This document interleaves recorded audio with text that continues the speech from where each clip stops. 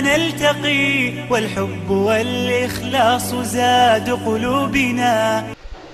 بسم الله الرحمن الرحيم. السلام عليكم ورحمة الله وبركاته. كلنتي وعنا وناكسن داوديال كسو دوادا mid kale oo kamid ah barnaamijyadeena macalinka TV-ga oo waqtigan oo kale aan idinka soo tabino telefishinka qaranka Jamhuuriyadda Soomaaliland. Barnaamijka macalinka TV-ga oo maraya meel aad u qiimo badan isla markaasina in badan oo idinka mid ah si taxana ula socoto waxaan jecelahay habeenkan caawa intiina nasiibka u heshay inaad barnaamijka macalinka TV-ga halkii kala sii socotaan inaanu anaguna idinka sii hanba qaadno casharkii u dambeeyay isla markaasina oo ahaa casharkii 23aad ee barnaamijka macalinka TV-ga oo kaga hadlaynay qaabka maamulka iyo maareynta. waxaan jecelahay toddobaadkan mar kale inaan ku kulano casharkii 24aad ee barnaamijkaasi. waxaan filayaa in badan oo idinka mid ah inaad xasuusataan culuntii kala duwaneed ee barnaamijku aan idinku soo gudbinay. habeenkan caawana waxaan jecelahay in halkii aan idinka sii hanba qaadnay daawasho wanaagsan. بسم الله الرحمن الرحيم. الحمد لله والصلاة والسلام على رسول الله صلى الله عليه وسلم. كسر دواء برنامجنا معلنك TV-ga oo ka daawataan telefishinka qaranka Jamhuuriyadda Soomaaliland. waxaanu ku soo guda jirnay casharkii macalinka TV-ga. waxaanu ka soo hadalnay casharkii 23aad qaabka aad u dhisayso sharikada ama hay'adda ama organization-ka aad ka shaqeyso. waxaanu soo sheegnay 7 runtii qaacido oo lagu horumariyo organizationska lagu horumariyo. maanta daawada waxaynu galaynaa casharkii 24aad. casharkan waxaanu ku soo qaadanaynaa xirfad aad u muhiim ah. runtii xirfadan aad waxa looga baahan yahay qof kasta oo ah manager waa looga baahan yahay, qof kasta oo maamulaha waa looga baahan yahay, isla mar ahaantaana qof kasta oo raba saameyn inuu sameeyo ama runtii ka qayb qaato horumarka waa looga baahan yahay. xirfadan waxa la yiraahdaa communication skills waa xirfada la yiraahdo. waa xirfada ku saabsan soo gudbinta afkaartaada iyo aragtiyadaada aad u soo gudbinayso public iyo bulshada aad u soo gudbinayso. haddaba si kooban waxaan maanta uga hadlaynaa mowduuca la yiraahdo public speaking. sidee baad khudbad u jeedinaysaa? khudbad caaqibo leh oo saameyn leh oo bulshada wax ka bedesha ama dadka aad la hadlayso ee ku hor fadhiya wax ka bedela sidee baad u jeedinaysaa? daawada khudbadaha sida loo jeediyo aad bay muhiim u tahay. bale waxa la yiraahdaa waatay ku kala tageen aqoonyahanku ay ku kala tageen, hogaamiyaashu ay ku kala tageen, culimadu ay ku kala tageen. waxaad arkaysaa laba nin oo aqoonyahan ah oo isku aqoon ah oo labadaba dhisan, laakiin mid kamid uu leeyahay xirfada ah inuu ummadda wax u jeediyo, inuu ummadda markuu wax soo jeedinayo si fiican wax ugu jeediyo. xirfada uu leeyahay taasi maxay keensanaysaa inuu ka horeeyo, inuu ka hormaro aqoonyahankii kale. bale waxaad arkaysaa laba nin oo caalim ah oo culimo ah oo aqoontoodu aad u sareyso, laakiin xirfadan ay kala sareysiisay oo kii lahaa xirfada public speaking, kii lahaa xirfada inuu dadka si fiican ula hadlo, kii lahaa xirfada dadka khudbada markuu jeedinayo inuu soo jiito oo balaaqo badan uu yeesho, inuu kaasi ka horeeyo kii kala dareemaysa. bale maanta caalamka marka laga sheekeynayo caalamka maanta leaderska hogaamiyaasha waxa lagu kala doortaa qaababkay u jeedin khudabkooda, qaababkay u jeedinayaan, hadallada ay oranayaan iyo khudbadaha ay jeedinayaan ayaa lagu kala saaraa. ka khudbadiisu aad u fiican tahay, ka khudbadiisu ay sareyso oo ummadda ay soo jeedinayso kaasa la doortaa. daawada inaad barato qaababka khudbadaha loo jeediyo iyo qaabka ugu fiican ee effective-ka ah ee saameynta sameynaya inaad barato aad bay muhiim u tahay. haddaba daawada casharkeenan maanta waxaan ku soo qaadanaynaa qaababka ugu fiican ama qawaacidda caamka ah ee la rabo inaad raacdo marka aad rabto inaad jeediso khudbad aad u qiimo badan. daawada qodobka koowaad waxa weeyaan ee aad raacaysaa marka aad rabto inaad khudbad aad u qiimo badan aad jeediso oo dad aad la hadasho. qodobka koowaad waxa weeyaan waa inaad soo diyaarsataa waxaan aad ka hadlayso. mowduucan lagu dhiibay ee lagu yiri waad ka hadlaysaa ee lagu diray waa inaad soo diyaarisaa. daawada iska ilaali adigoon diyaar ahayn, adigoon waxba soo diyaarsan khudbad inaad jeediso. sababtuna waxay tahay khudbadaasi saameyn ma sameynayso. bal waxa la yiraahdaa qaacido ugu horeysa ee ugu muhiimsan khudbadaha marka la jeedinayo waxa weeyaan inaad soo diyaarsato. haddaba diyaarsigan muxuu yahay? diyaarsigan kama wadno intaad buug soo akhrido, buugii oo dhammaystiran hadadkaad ku dul akhrido taa looma baahna. daawada waxa la rabaa inaad intaasoo meelood wax ka akhrido, intaasoo buug wax ka soo akhrido, intaasoo article oo kale aad akhrido kadib aad isu geegeyso kadib maskaxdaada la adeegsato kadib maskaxdaadu ay shiisho oo kala hufto oo kala haadiso oo nuxurka ay kala soo dhaxbaxdo waxa dadka u sheegaysaa waa nuxurkana kalimaadkaaga iyo qaabkaad adigu u aragto ayaad u sheegaysaa laakiinse maaha buugga waxa ku qoran oo xarfiyo dadka inaad u jeediso haddii taa aad samayso waad ku fashilmaysaa marka qodobka koowaadooda waxa weeyaan waa inaad si fiican u soo diyaarisaa haddaba diyaarinta markaanu ka sheekeynayno dhowr arrimood baa hoos imanaya arrinta koowaad ee hoos imanaysa waxa weeyaan diyaarinta markaan ka sheekeynayno waa inaad xadidaa maxaad u diyaarinaysaa khudbadan maxaa laga rabo waa maxay ujeedada laga rabo kelmadan aad jeedinayso maxaad rabtaa dadkan aad u jeedinayso kelmadu inay fahmaan oo ogaadaan daawada arintaasi waa qodob muhiim ah inay ogaadaan ulajeedada kelmadaada ulajeedada khudbadaada in la fahmaa waa qodob aad u muhiim ah waa inaad isweydiisaa maxaad rabtaa dadku khudbadaada markay dhageystaan inay ogaadaan maxaad rabtaa dadku khudbadaada markay dhageystaan inay dareemaan maxaad rabtaa dadku khudbadaada markay dhageystaan inay sameeyaan intaas wayna ku cadda daawada hadii hadafka aanu cadayn dadku way ku dawaqan khudbadaha waxaad arkaysaa qof khudbad dhageysanaya oo markuu dhageystay ku oranaya war qofkan muxuu ka hadlayaa muxuu u jeedaa halku u socdaa ma fahmin waxa soo dhan goorma imaadaan marka aanad hadafka khudbadaada ana dadkaadu sheegin marka bilowgaba waa inaad sheegtaa ulajeedada khudbadaada waa inaad sheegtaa oo tilmaamtaa waxaanu ka hadlaynaa topiga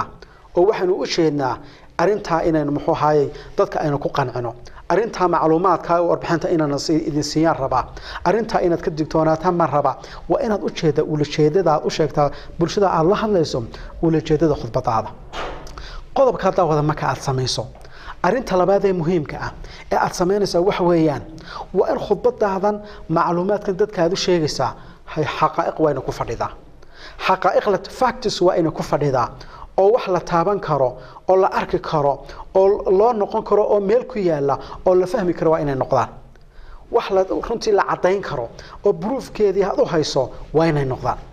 dawada taa waxay ku iman kartaa markaad khudbadaha jeedinayso waxay ku fiican tahay inaad adeegsato hadii ay tiro koob jiraan waa inaad adeegsataa tusaalayaal waa inaad adeegsataa sheekooyin qisas dhacay waa inaad adeegsataa waxla badan oo runtii dadka soo jiita waa inaad adeegsataa markaas khudbadu khudbad caaqiba la noqonaysa dawada qodobka marka aad samayso ee aad soo diyaariso khudbadii aad galeysay oo runtii aad intaas soo meelad ka soo akhrido oo wixii ku diyaarsan yihiin waxaad daawada u gudbaysaa qodobka labaad oo sheegaya waa inaad nidaamisaa khudbadaada qaabkaad u jeedinayso waa inaad nidaamisaa nidaaminta daawada maxaa loola jeedaa dhowr arrimood baa loola jeedaa koob waxa loola jeedaa waxaan aad dadkaad u sheegayso marka hore waa inaad plan ku soo taxdiidisaa oo isweydiisaa waa maxay qodobada ugu waaweyn ee aan ka hadlaya waa maxay qodobada ugu waaweyn kuwa ka hoos baxaya ee faraca ee ku xiga waa maxay qodobada kuwa ku sii xiga waa maxay waxa la rabaa qaab nidaamsan in khudbada aad u soo jeediso oo intaad qodobkii markaad ciwaanka sheegto qodobkaad ka hadlayso la fahmo qodobka inta shay ka hoos baxayana waa inaad sheegtaa qodob kasta waxa ka sii hoos baxayana waa inaad sheegtaa waa inaad sida ugu socdaa khudbadaada dawada hadaan nidaamsanayn oo dadku aanay garaneen khudbadu sida u socoto iyo qaabka u nidaamsan tahay iyo sida iskugu xigto hadaan garaneen daawada waa ku dawaqaya markaan waxa muhiim ah inaad soo nidaamisaa waa qodob aad u muhiim ah daawada hadda marka aad nidaaminayso khudbadaada ee qaab nidaamsan aad u soo qorayso maxaa kale loo baahan yahay daawada waxa loo baahan yahay oo muhiim ah khudbadaada marka aad jeedinayso qodobada ugu muhiimsan ayaad soo qaadanaysaa qodobada ugu muhiimsan ayaad soo qaadanaysaa khudbadaada aad canaawan uga dhigaysaa daawada arinta waxa ku raacaya khudbadaadu waa inay wada socotaa waa inay tasaasul ku wada socotaa waa inay isku xigtaayo qodobka kale waa inuu ka hoos baxaa oo qodobka ka sareeya waa inuu ku xigaa oo yaanu daawo qofkan ku dhageysanayo ku dawaqin sida khudbadaadu u socoto iyo sida isula haysato taasina daawada qodob aad u muhiim ah daawada qodob kale oo arin ka raacaya jira oo isna aad u muhiim ah oo waa maxay khudbadana aad jeedinayso macluumaad badan baad soo ururisay waxa laga yaabaa aqoontaadu in aad u sareysa laga yaabaa lama rabo dadkan ku dhageysanaya aqoontaas oo fara badan inaad ku sii deyso lama rabo sababtu way ku dawaqayaan waxa la rabaa daawada laga rabaa nuxurka dadka inaad u sheegto waxaan had soo akhriday ee aad soo diraasaysay ee aad soo baadhay ee aad ka shaqaysay inta nuxurka ah ee ugu muhiimsan dadka waa inaad u sheegtaa laakiin haddaad istiraahdo waqti yar oo kooban inta soo macluumaad dadka ku sii adigana suurtagal kuma noqonayso oo kuma wada gaarsiin kartid oo waxaad ka tagaysaa qaybihii muhiimka ah dadkana suurtagal uma noqonayso inay wada fahmaan marka halka dawada waxa ku raacaya marka kalimaadka adeegsanaysaana kalimada ay fahmayaan ha noqoto dawada qodobka marka aad samayso qodob kala ku raacaya oo maxaa ku raacaya marka aad diyaarinta samaysay ee khudbadaada nidaaminayso su'aal baad isweydiinaysaa oo maxaa isweydiinaysaa dadkan Allah la soo wanuucay وإن فهمت ضدك أقربت إن الكلمة وجهيسو نوعيه وين فهمتها دأذو وين فهمتها أقونت هذا وأنا تقرن كرتا أقونت هذا الكي جالس أنت وين سويدين كرتا مرة لي ربع مضم ربع وحاسودا وين كجوابي كرتا صبت ومحي صبت واحد خطبة وحلا الربع ضدك سيني فهمان haddii khudbadaadu aad u sareyso oo macluumaad aad u layaab badan aad bixinayso dadka loogu talagalay inay ku dhageystaana hay ciyaal yihiin isma qabanayaan khudbadaada iyo isma qabanayaan dadka ku dhageysanaya marka tawada waxa la yiraahdaa waa muhiim intaanu qofku khudbada jeedin inuu soo istaagin stage-ka waa inuu ogaada dadku la hadlaya waa nooce tawada qodob kala raacayo waa in isweydiisaa dadka maxay rabaan inaad ka hadasho dadkan baahidooda waa inaad ka hadashaa dadka waxay u baahan yihiin jawaabaha isweydiinayaan khudbadaada waa inay ka helaan oo marka mowduuc lagu qoro mowduuca dadkaasi su'aalo badan bay iska weydiinayaan su'aalaha ku soo talagal inaad ka hadasho sababtu waa maxay sababtu qofkan ku dhageysanaya hadii aad ka hadlayso wuxuu rabay uu ka caajisaya uu ka leexanaya si aad u soo jeediso marka qofku dareenkiisa saad u hesho waa inaad baahidiisa iyo wuxuu isagu dareemayo iyo su'aaluhu isweydiinayo waa inaad ka hadashaa daawa qodobkaasi waa qodobkii labaad ee tilmaamayay qaababka ugu fiican ee loo sameeyo marka la hadlayo hadalka fiican la sameeyo public speaking marka la sameeyo qaababka wax loo diyaariyo haddaba daawa qodobka saddexaad ee ugu gudubno qodobkan saddexaad muxuu ka oranayaa qodobkan saddexaad wuxuu ku leeyahay maadaama aad diyaar garow fiican aad sameysay maadaama aad runtii nidaamsatay wixii aad ka hadlaysay maxaa ku harsan inaad stage-ka aad soo istaagto dadka inaad soo istaagto qodobka wuxuu ku leeyahay waa inaad hagaajisaa si fiican waa inaad u sameysaa qaabka aad u bilaawayso khudbadaada daawa khudbada inaad barato sida loo bilaabo waa qodob aad u muhiim ah sidee baan u balaawayaan su'aashu weeyaan arinta koowaad aad sameynaysaa wax weeyaan marka aad rabto khudbad inaad bilowdo waxa ka noqonaya waa inaad isweydiisaa usluubkeeban dadkan wax ugu sheegaa usluubkan u qadimayo khudbadeeda noocee bay noqonaysaa daawada wax la iraahdaa asaaliibta wax loo qadimay khudbadaha loo jeediyaa afar nooc mid weeyaan afar nooc bay dadku khudbadaha u jeediyaan dadka qaar waxay sameeyaan markay rabaan khudbad inay jeedinayaan way soo xifdiyaan intay soo xifdiyaan macluumaadkii oo wixii ay soo xifdiyaan ay dadka soo hor istaagan markaas dadka ku dul akhriyaan dawad qaabkaasi ma fiicna khatartiisu leeyahay waxa dhici karta hadaad qaabka sameeyso inta dadka aad soo hor istaagto adiga wixii soo xifdiyay inay ka kala yaacdo oo halkaad ku fashilanto qaabka waa laga fiicay waxa jira qaab kale oo dadka qaar ay sameeyaan oo qaabkaasi waa maxay qoraal bay ka soo dhigtaanba khudbada ay jeedinayaanba way soo qoraan markay soo qoraan iyadoo dhameystiranba markay soo istaagaan stage-ka ay soo istaagaan qoraalkay bay akhriyaan dawada qaabka laftigiisu ma fiicna aad ba looga fiicay sababtuna waxay tahay marka qoraalka akhriyayso qofkii ku dhageysanayay waad kala go'aantihiin sababtu waa maxay waxaad ku mashquulsantahay qoraalkaaga baad ku mashquulsantahay taana lama rabo waa inaad wada socotaan qofkan ku dhageysanaya waa inaad wada socotaan oo maskax qalbiga iyo qalbigiisu waa inay wada jiraan laakiin haddaad adigu qoraalka ku mashquulsantahay ma fiicna kaliya waxa la yiraahdaa qaabkan waxa la isticmaalaa ama uu fiican yahay marka qof madaxweyne khudbad jeedinayo in la rabin kelmad inuu ka leexdaba marka la rabo kelmad waxan uu akhriyo aanun wax kala sheegin ayaa la yiraahdaa qaabkan waa la isticmaalaa laakiin khudbadaha caadiga waxa la qaabka inaad akhrido waxan oo kelmad aad u akhrido dadkuna way kugu caajisayaan adiguna wax laga yaabaa inaad ku margato qaabkaasi ma fiicna qaab kale jiro dadka qaar ay sameeyaan oo qofkii waxa laga yaabaa isagoo jooga xafladiiba waxa la oranayaa kaale hadal marka isagoo u diyaar garoobin waxba aan soo diyaarsan ayuu iska bilaabaya dad badan ba khudbadaha iska soo gala oo jeediya iyagoo waxba hore u soo diyaarsan oo toos iskaga gala waxa la yiraahdaa qaabkaasi khatartiisu leeyahay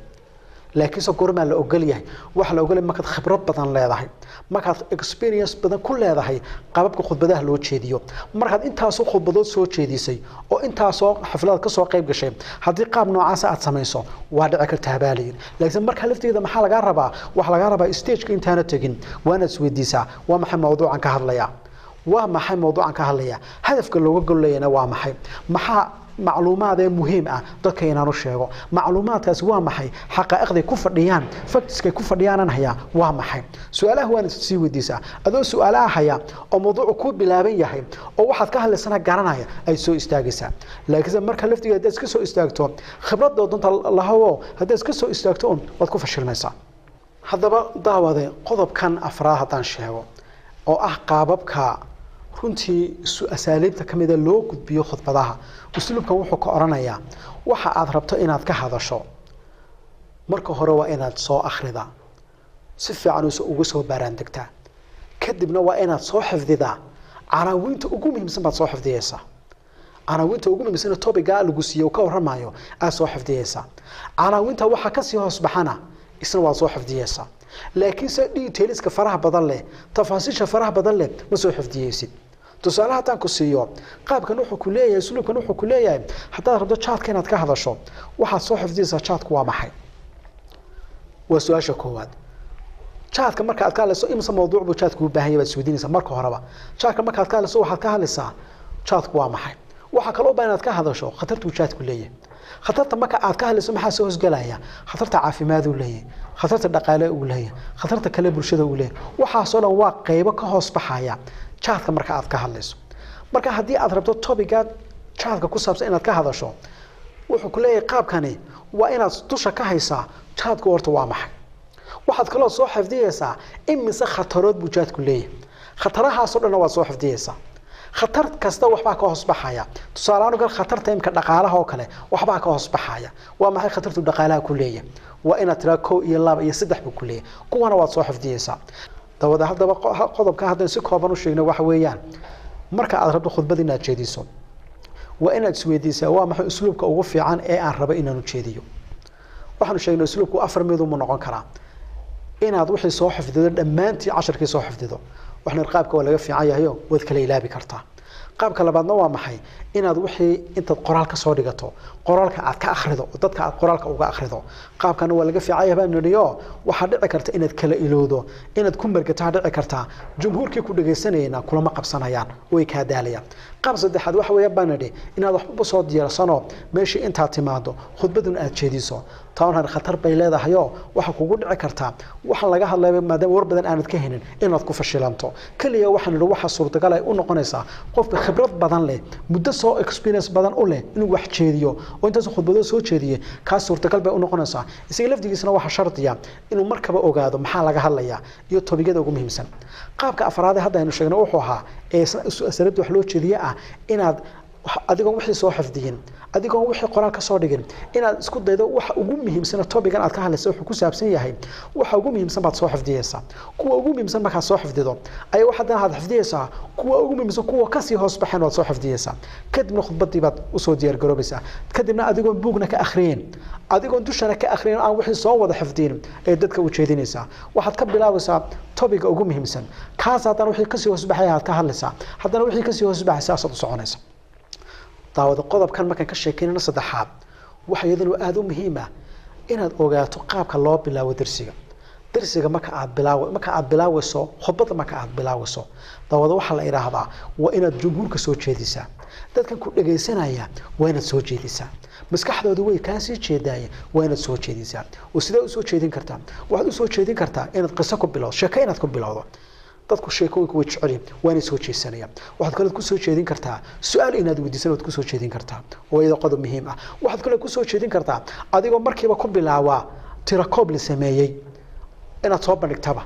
idin laftigu way soo jeedinaysaa waxa kale oo laftigeeda qodob aad u muhiim ah soo jeedinta markaan ka sheekeynayno inaad ku bilowdo marjica aad u noqotay ee buuga aad u noqotay ee ugu muhiimsan topican ka hadlaya inaad ku bilowdo oo runtii aad ku soo jeediso ala kullu hal qodobkan wuxuu oranayaa dadka jumhuurka ku dhageysanaya waa inaad soo jeedisaayo maskaxdooda waa inaad qabataa tawa qodobkan marka aad sameeyso ee jumhuurka aad soo jeediso qodob kale halkan muhiim ah waxa muhiim ah khudbadan aad jeedinayso wax la rabaa maadaama imika aad bilaawayso oo bilowgii aad taagan tahay si caadi waa inaad u jeedisaa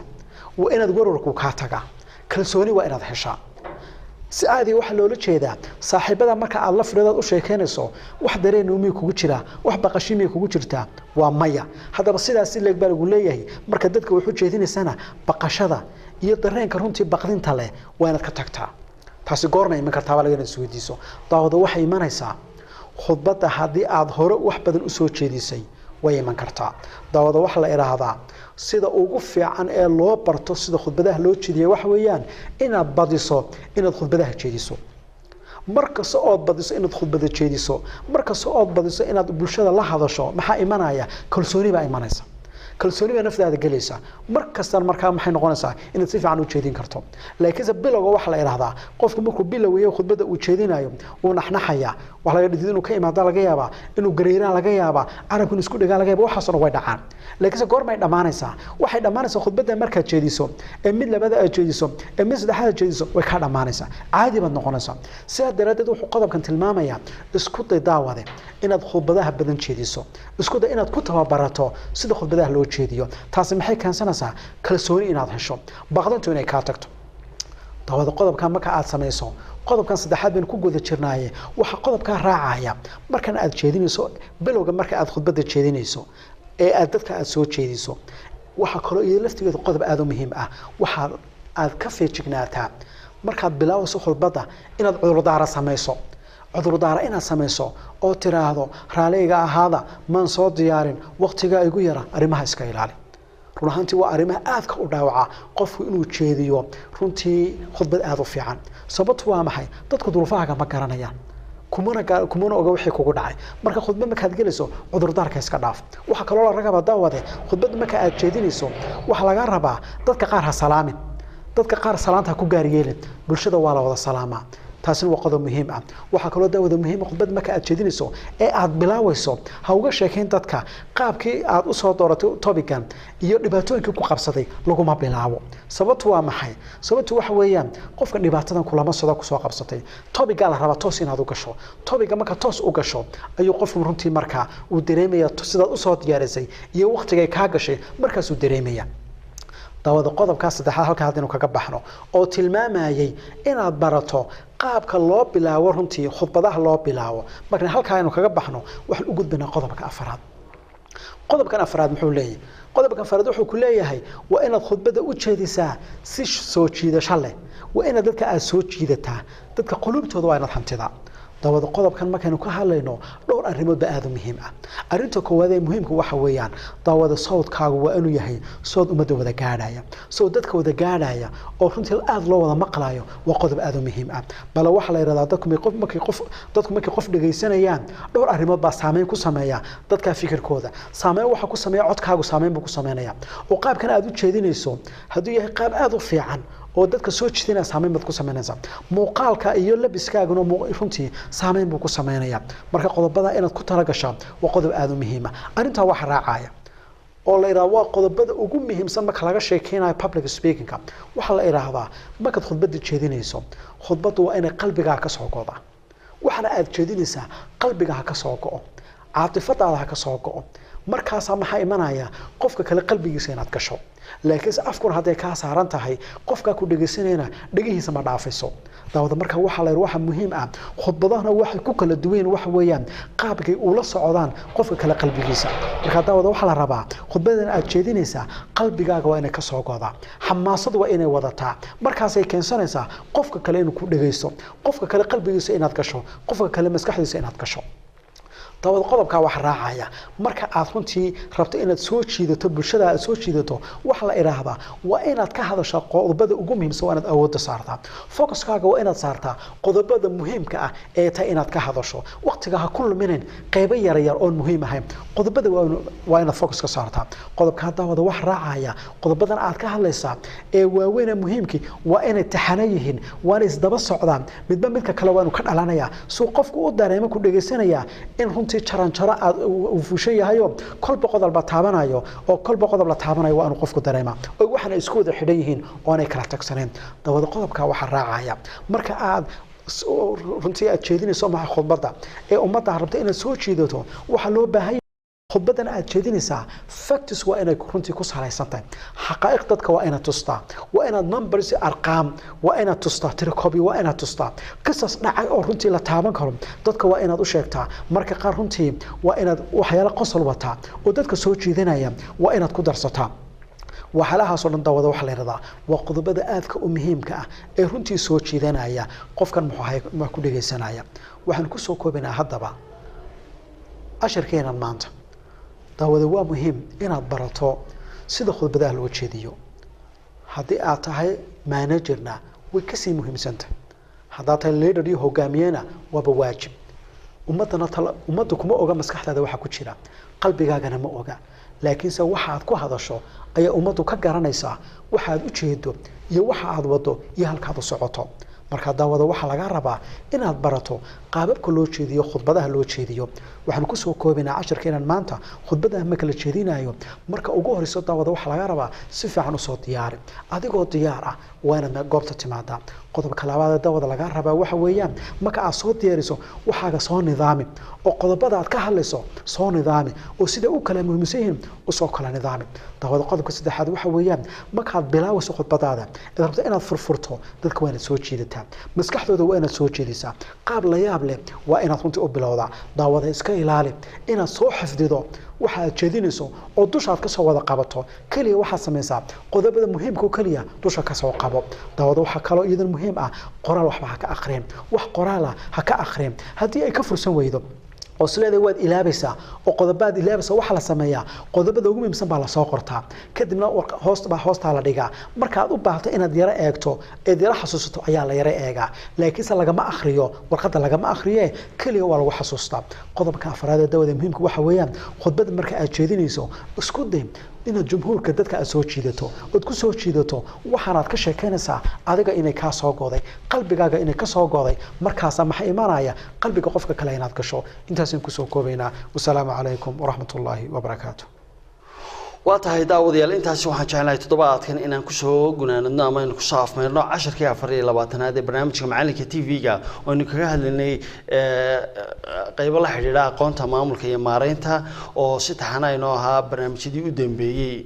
waxaan jeclahay toddobaadkan in casharkii 24aad intaasi aynu ku soo gabagabayno dhammaantii barnaamijka inta ka qayb qaatay waxaan ku dhaafinaa assalaamu calaykum waraxmatullaahi tacaala wabarakaatuh